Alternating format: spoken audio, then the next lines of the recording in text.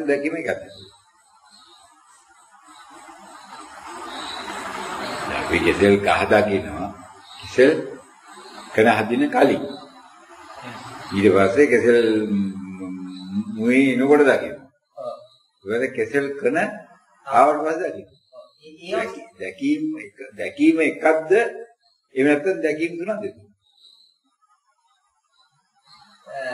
දැකීම එකයි, දකින්න අවස්ථා තුනක්. ඒක තමයි. දකින්න එකයි නේ අපි බලන්නේ.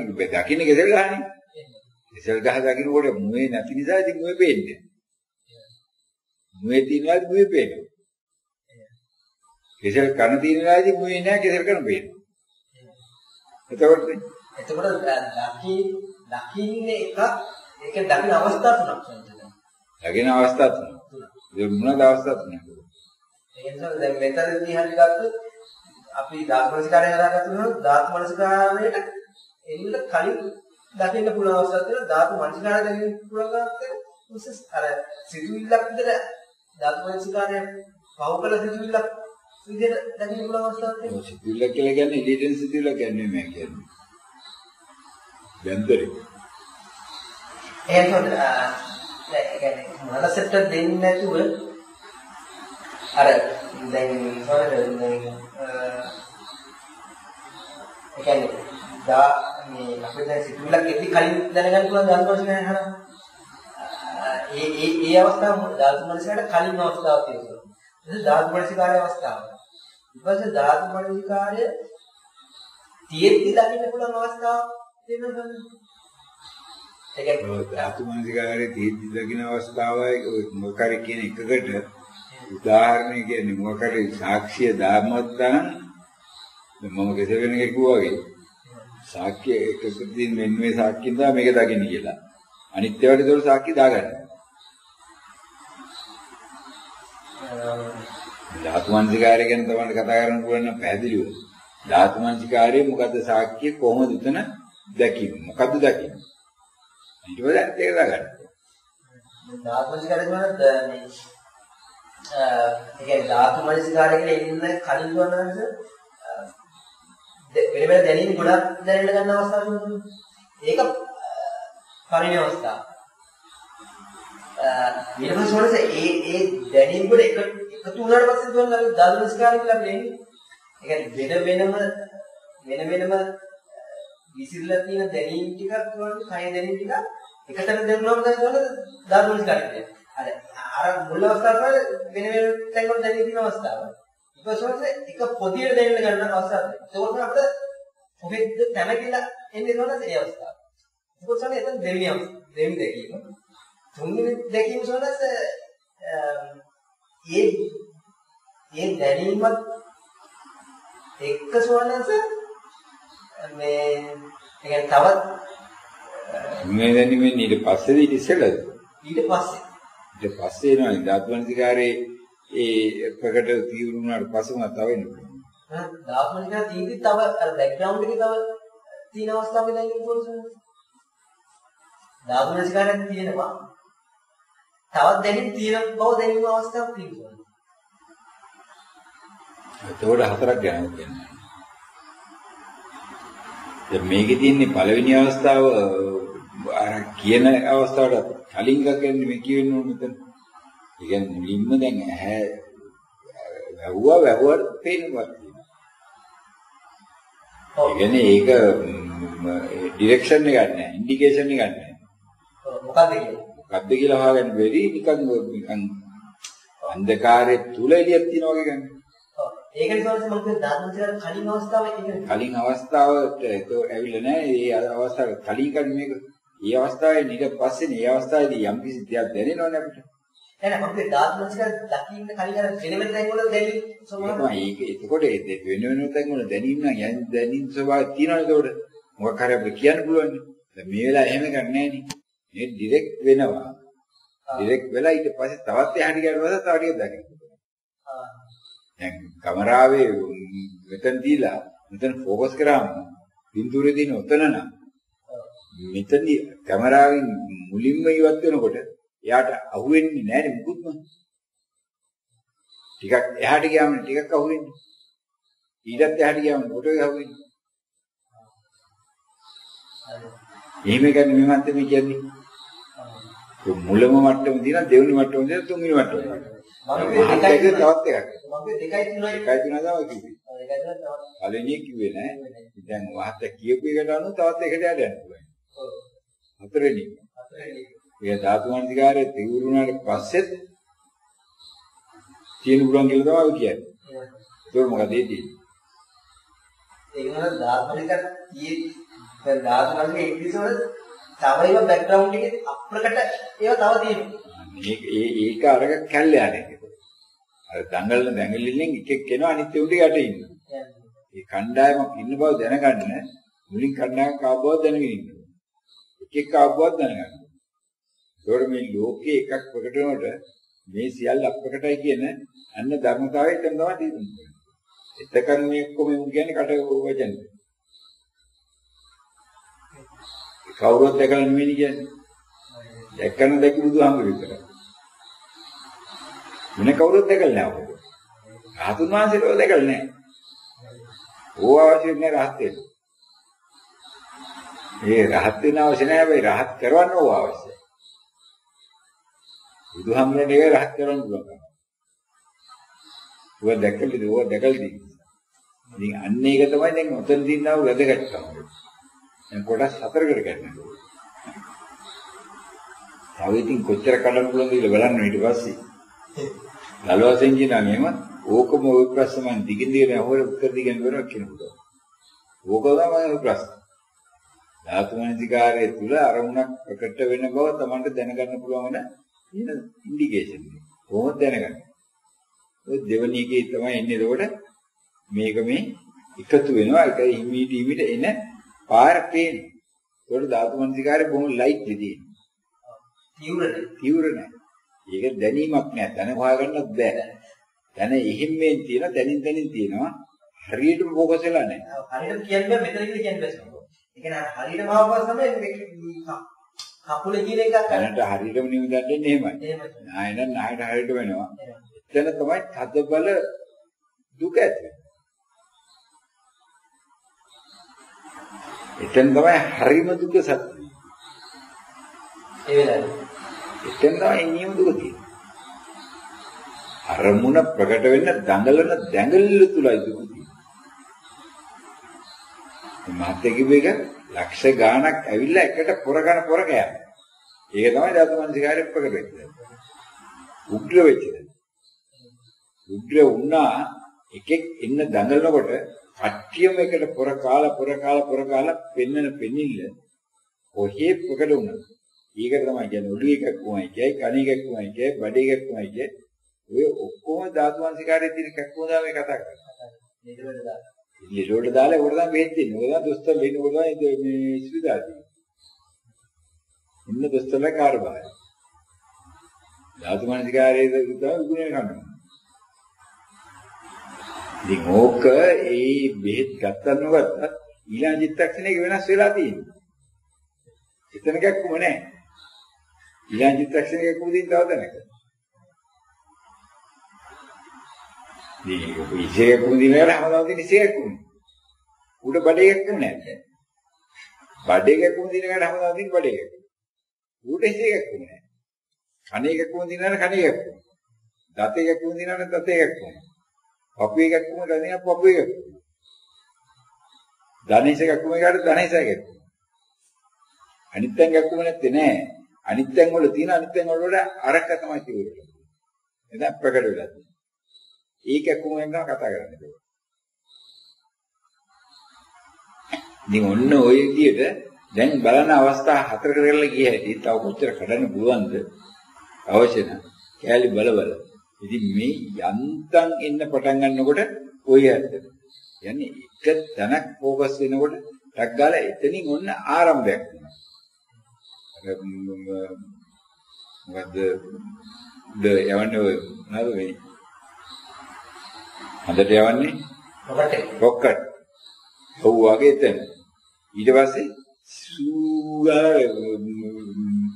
මේ ආස්කුරයන්නේ පත්තු කරනකොට මුකුත් නැහැ නේද ඊට පස්සේ පත්තු වෙලා ගියහටි සූස් ගාලා යන පටන් ගන්නවනේ අපිට පේන වෙකින් කියන්නේ ඊට පස්සේ නොපෙන වෙයි කියනවා. එක තැන උකුරෝ. උකුරන්නේ මොකටද තලන්නේ? ඒක මේ ලෝකෙ මොකෙකුට තලන්න බෑ. මොනව පුරවල ගන්න බෑ. ඒක ගන්න පුළුවන් ප්‍රඥාව විතරයි. නෙමෙයි.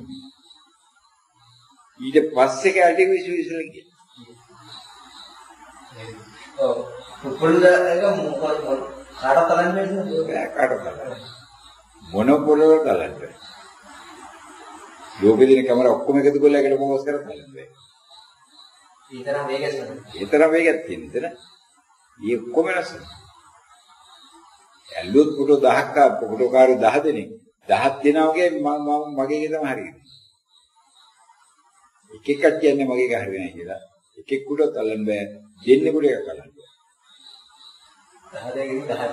ඔය ෆොටෝ 1000ක් එකට දීලා එකට ඔටෝ සෙට් කරලා දියන්න 1000ම එකට ෆොටෝ එක වදින්න. අතින් ගුවොත් හෙල්ලුණා රොමේ වුණා කියන්නේ. ප්‍රවාද වුණා කියන්නේ. එක ස්විච් එකෙන් 1000ම ගහන්න.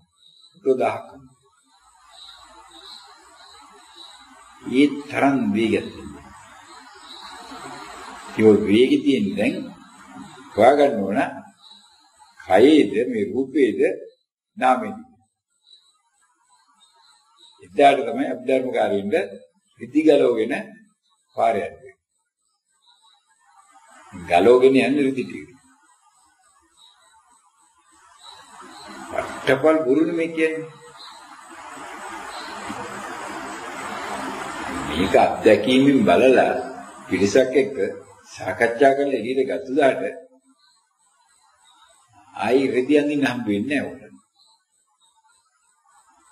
මේ හම්බුන තනින් කොච්චිය මේ තරහට කියන්නේ මේ ගුරු කියන්නේ මේ අපිට දැන් ආමුදුරංග එහෙම පන්නපු නිසා කියන්නේ කියලා නේද උඩ කියන්නේ. ඉස්සර කිව්වේ නැහැ කියලා කියන්නේ. පටන් ගත්ත දාන්නදලම කිව්වේ ඒකම දේ ඒක. පටන් ගත්තාන තොපි අභිධර්මයේ කාලාවේ තොපිට මේක ඉගෙනන්න බෑ කියලා කිව්වේ. තොපිට අහු වෙන්නේ භාවනාව එකෙක් භාවනා කරන්න බෑ කියලා කිව්වා. උන් අද ඔක්කොම වෙලා තියෙනවා. අභිධර්මයේ කිව්ව එකෙකුටවත් භාවනා කරලා ඒකට යන්න බෑ. අල්ලගත්තා. අභිධර්මයේ ඉගෙනගෙන ඒකත් ඉස්කෝලේ බුද්ධ학ම ඉගෙනගත්තා වගේ ඉගෙනගත්ත එකට ප්‍රශ්නයක් නෑ. ඌ විභාග පාදෙන් බුද්ධ학ම ඉගෙනගත්තා බුද්ධ학ම කරේ දියන් බුද්ධ학ම ඉගෙනගත්තේ නෑ. ඌ සිංහල බෞද්ධ සංස්කෘතිය රකින්න තියෙන මේ ඌ ඉගෙනගත්තා. ඌ ඉගෙනගත්තේ බුද්ධ학ම ප්‍රශ්න පත්‍රෙන් පාස් වෙනවා. පාස් වුණා එතන ඉවරයි. ඉස්කෝලේ ඉගෙනගත්ත එකට අපි අද වාචි කරන්නේ නෑනේ. දොස්තර මහත්තයා විශ්වවිද්‍යාලය ඉගෙනගත්තා නෙමෙයි බෙහෙත් දෙන්න කියලා පාවිච්චි කරන්නේ. දොස්තර මහත්තයා කරන්නේ මොකද? ෆාමසි කාර්යයේ ලයිස්තු ලියන එකනේ. ඌ කොලේ ඉගෙනලා දෙනවා මෙන්න මේ තමයි ඉතින් අපි ළඟ තියෙන බෙහෙත් ටික. මේ බෙහෙත් මෙච්චරක් හම්බ වෙනවද? මේ බෙහෙත් දුන්න මෙච්චර දෙනවද? මේ බෙහෙත් දෙන මෙච්චර දෙනවද කියලා ඌ ලයිස්තු දීලා යනවා. මෙයා ලයිස්තු තියාගෙන දීලා දෙන එන එකයි දීලා. වයින් නම් මොයි සල්ලිකාරෙන් න ඌ අලුපි ගාමින් දිනවා. මූ සල්ලි නැති එකෙන් න පොඩි කෙනෙක්. ඒක තමයි දොස්තර මහත්තයා. මෙඩිකල් කොලෙජ් ගියෝ නෙමෙයි මෙඩිකල් කොලෙජ් ගියේ වෙන වෙන. දොස්තර මහත්තයා රස්සාව වෙලා තින්නේ උක. ඉංජිනේරුවෝ රස්සාවත් උක. යනකාධිකාරී වගේ රස්සාවත් උක. කොයි එකත් ඔය රස්සාව තමයි කරන්නේ. ඉතින් අන්නේ රස්සාව කරන්න අපි කොහොමද මේ විවිධාකාර දේවල් ඉගෙන ගත්තේ? ඒ ඉගෙනගත්තු දේවල් පැත්තකින් තියලා රස්සාව කරනකොට ගැටලුවක්. නෑ නෑ පොතේ තියෙන මෙහෙමයි මේක 3 වැඩි කරාම 4 සමානයි 12 කියව එක කවදාවත් ගොඩේ එන්නේ. 3 කිව්වෙත් ඉලක්කමක් 4 කිව්වෙත් ඉලක්කමක් මේ දෙකම ඉලක්කම් දෙකක් මේක එන වැඩි කරාම 3 වැඩි කිරීම 4 සමානයි 9 කියලා කිව්වට උඩ තේරෙන්නේ. මේ 9 කිව්වොත් එකයි 10 කිව්වොත් එකයි 12 කිව්වොත් එකයි එකයි කිව්වට උඩ තේරෙන්නේ නෑ. කවදාවත් ඉවර වෙන්නේ නෙමෙයි. අභිධර්ම කියන්නේ වෙලා තියෙන එකක්. අභිධර්ම වරදක් නෙමෙයි. ධර්ම ගන්නපු උන්ගේ වරද. කොයි ඉගෙනත් එකයි වරද. ගන්නපු එක කියලා කියන මේක හරියටම හරි මේක සිරිදියා. මේක කෑවම තමයි. ආයි කවදාවත් මැරෙන්නේ නැහැ කියලා. ආපු එක ඌ මැරෙන්නේ නැහැ. ඌ මැරෙන්නේ නෝල් කියන්නේ නැහැ නේ මම මැරෙන්න බෑ. මට ඉන්ජෙක්ෂන් එකක් දීලා දෙන්නේ. මම මැරෙන්න බෑ. ඌ මැරෙන්න බය දුවන්නේ. ඒක කවදාවත් උට දුක තේරුම් ගන්න බෑ. දුක සත්‍ය අවබෝධ කරගන්න බෑ. උටදී සැප සත්‍ය තමයි. ඒ තරම් නිත්‍ය සංඥාව කියන්නේ. ලෝකේ කියන්නේ මෙච්චර අනිත්‍යයක්. මේක නිත්‍ය සංඥාවට දාලා තියෙන ගැටලුව. වෙන ගැටලුවක් නෙමෙයි. ගන්නන එක මොන කුණුහරුප කියනොත් ප්‍රශ්නයක් නෑ. ඉගෙන ගන්න එකේ වටිනාකමක් නෑ. ඒක බාරගත්තොත් වටිනාකමක් නෑ. උගන්නපු එකේ ප්‍රශ්නකුත් නෑ. උගන්නපු එක බාරගත්තා. ඒක අල්ලගත්තම ප්‍රශ්න. අතාරින්න යන දැන මේක අතාරින්න නැතුව අල්ලගෙන මුතුල මේ ලෝකේ පටලවල දෙන පටලවිල්ල. මේ ලෝකේ පුරාවටම අනික්‍රමේ භාවන කියලා දේශනා කරන්නේ අපි දැන්. කෙනා එක නම් දාලා එක මෙහෙම දාලා සමහර අය ධර්මයේ කියන වචනේ පාවිච්චි කරලා දේශනා කරනවා. අනිත් අය ධර්ම දේශනා කියලා වචනේ පාවිච්චි කරලා ඊට වඩා වෙනසක් නැහැ. සියලු ආම්බුරුන් ධර්ම දේශනා කියලා මේක. උච්චාරණ මාර්ග කරනවා මේව කරනවා. අනික්‍රම කරන්නේ අපි ධර්මයේ තව අටුවායි බුද්ධාගම. සූත්‍ර පිටකේ පැත්තෙන් දෙන්නේ. සූත්‍ර පිටකේ ගන්නෑ. සූත්‍ර පිටකේ සූත්‍රේ නමක් කරනවා මරලා.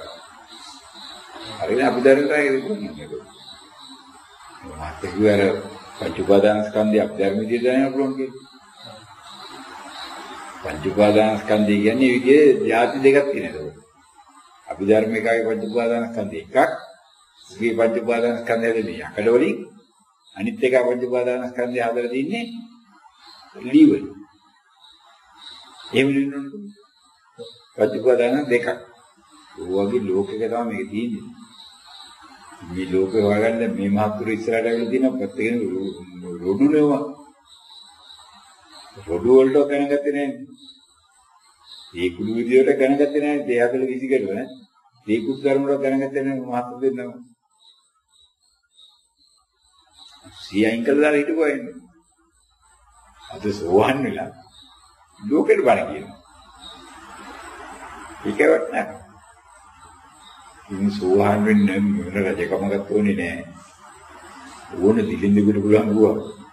මොන කුලයක්වත් ඕනේ. ඕන නීති කුලයකට පුළුවන් ගුවා. මොන ජාතියක්වත් ඕනේ මොන අගවක්වත් ඕනේ. මොන උගත්කමක්වත් ඕනේ මොන සල්ලියක්වත් ඕනේ. මොන පිරිමිකමක්වත් ඕනේ මොන ගැණකමක්වත් ඕනේ ගුවා. බුදුහාම ලෝක පිළිගන්නේ නැහැ කවුරු. ඒ තියෙන කුසල විතරයි. කුසල තියෙනවා කුසල තියෙන කාර්ය බණ ඇහෙනවා. බණ ඇහුනම උගේ අනුසය කෙලෙස් පෙරභාවයෙන් ඉන්නහල දින හරියද? ඊ අනුසය කෙලෙසේ මේ අනුසය කෙලෙසේට සම්බන්ධ වෙනවා. බැලන්ස් වෙනවා. ඒක බැලන්ස් වුණාම එයාට මේ භාෂාවේ වචන වලට අර අනුසය කෙලෙසේ හැරෙනවා. ඒකට එයා පාස්. සේකෙලසේ කිතරම දරවඩ ගන්න මොකද කරන්නේ? ඉන්නේ අනුසය කෙලෙසේ බව දැනගන්න. මොන තරම් මේ තරම් විදියට පරීක්ෂා කරන්න බණහලට බෑ. මේ බණහල මිසක් කරන්නත් බෑ. ඒ බණහල අනුසය කෙලෙසෙම තමයි මෙයාට දෙන්න ඕන ඕඩර් එක. පරීක්ෂා කරන්නේ. ඒක පරීක්ෂා කරනවා. පරීක්ෂා කරන අනුසය කෙලෙසේ හම්බුනාට පස්සේ මෙයා කරන්නේ අනුසය කෙලෙසේ නෙමෙයි ඊට පස්සේ කරන්නේ. ඊට පස්සේ පරීක්ෂා කරන එක කරන්නේ. පරීක්ෂා කරන ප්‍රතිඵල දෙන්න Tamanටයි මේ බුදුහාමුදුරුවෝ වෙන්නේ එතකොට. ඒ මහත්ය කියන දැන් මහත්ය කියන අත්දැකීම. දැන් මේව අර මහත්ය දිනව අත්දැකීම. ගෞතම බුදුහාමුදුරුවෝ දේශනා කළා. මොනම දෙයක් දේශනා කළා ගෞතම. වැරදිලා මේ උලකට යන පැත්තකටවත් දේශනා කළා නෑ. මේක මෙහෙමයි කියලා.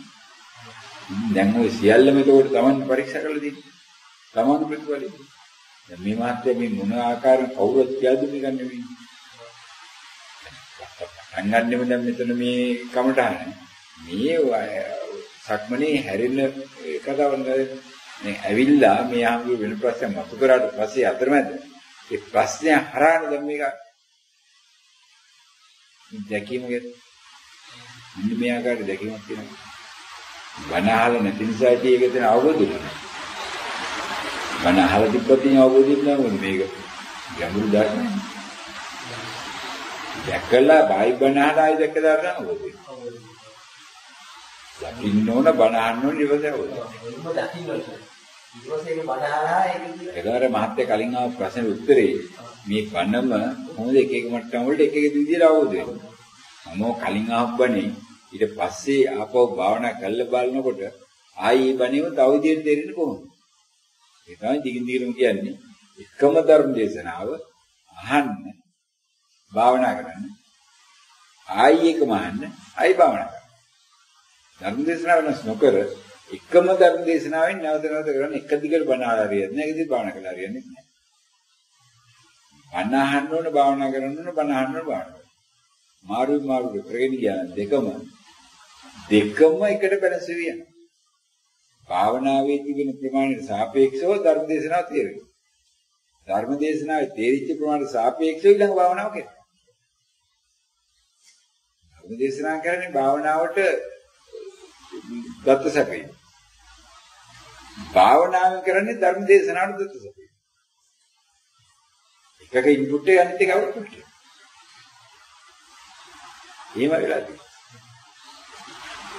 ගෙඩිය තියෙනවා ගෙඩියෙන් තව ගහක් හදන්න ඇට ගන්න ඕනේ.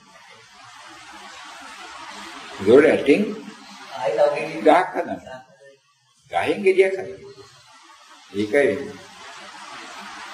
ගහෙන් ඇට හැදෙන්නේ නැහැ. ගහෙන් හැදෙන ගෙඩිය. ගෙඩිය පාවිච්චි කරාම පස්සේ ගැටයක් වෙනවා.